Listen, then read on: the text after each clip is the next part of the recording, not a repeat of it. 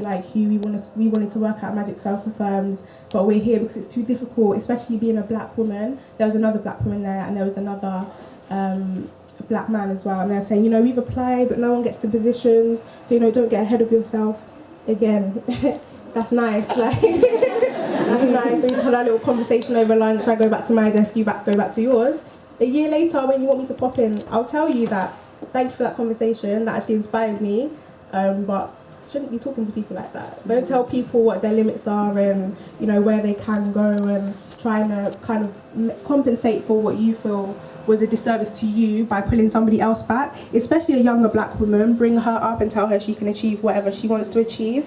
But no, they were surprised, but I feel like they learnt from that. And I know they had another intern there at that time, and I feel like she was grateful for that as well. I sat and talked with her for a little bit.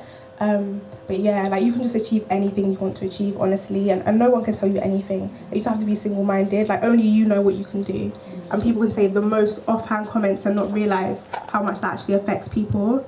Just, stay true to your vision, basically. That's the biggest piece of advice I can give.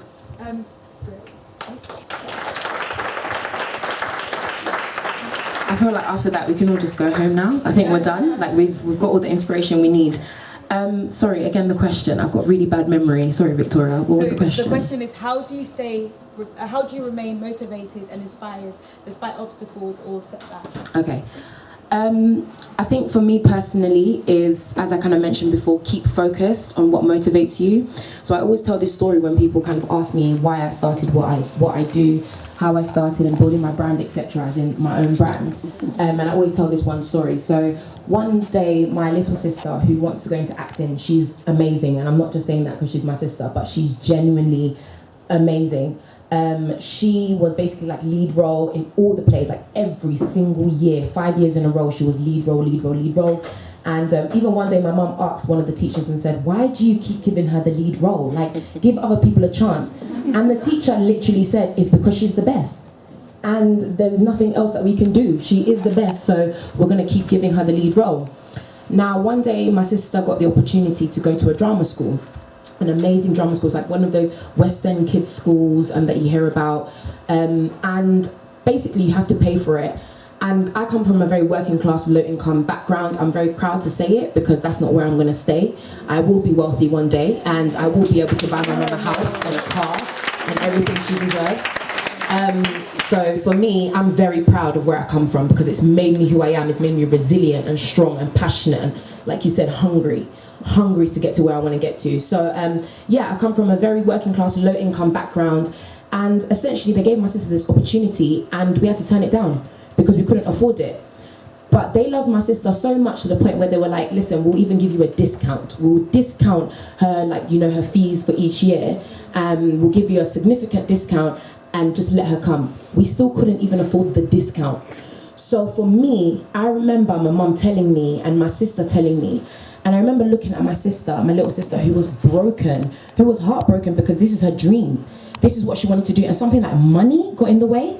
For me, that was my motivation. I said, never again do I want my siblings or my mum to feel like we want to do something but we can't afford it. Sure.